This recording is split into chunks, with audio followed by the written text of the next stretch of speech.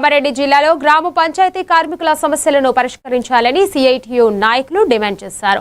గ్రామ పంచాయతీ కార్మికులను పర్మినెంట్ చేసి రెండో ఫేజ్లో చేర్చాలని, అప్పటి వరకు కనీస వేతనం 26,000 చెల్లించాలని కోరారు. సిఐటియు రాష్ట్ర కమిటీ పిలుపుతో భాగంగా ఈ నెల 24, 25 తేదీల్లో మండల కేంద్రాల్లో 2 రోజుల దీక్షలు చేపట్టనున్నట్లు తెలిపారు.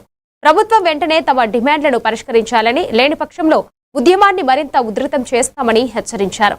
ఈ కార్యక్రమంలో సిఐటియు నాయకులు పాల్గొన్నారు.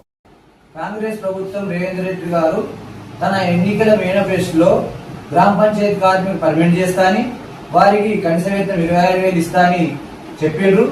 మేము ఎక్కడ టెంట్లు వేసుకుని అక్కడ కూర్చుంటే ఇదే కాంగ్రెస్ నాయకులు ఇప్పుడున్న ప్రస్తుత ఎమ్మెల్యేలు మా దగ్గరికి వచ్చి మాకు భోజనాలు పెట్టి మేము వచ్చిన తర్వాత మీకు గీతాలు వేస్తామని చెప్పారు. ఇప్పటికీ 2.5 సంవత్సరాలు అవుతుంది. ఇప్పటికి కూడా మాకు ₹1 గ్రామ పంచాయతీ కార్మికులకు ₹1 పెరిగిన పాపాడలేదు. మీదికెళ్ళి సర్పంచులు, కారాబాగులు,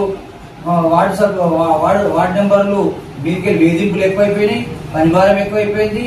మళ్ళా 2 పూటల విధానం పెడుతుర్రు. కానీ అది సరైన పద్ధతి కాదు. 8 గంటల పని చేయాలి, కానీ ఒక్కొక్క కార్మికుడు ఇప్పుడు 10 గంటలు 12 గంటలు చేసే పరిస్థితి ఉంది. ఏమన్నంటే కలెక్టర్ ప్రోగ్రామ్ ఉన్నది లేదా గవర్నమెంట్ ప్రోగ్రామ్ ఉన్నదని చెప్తున్నారు.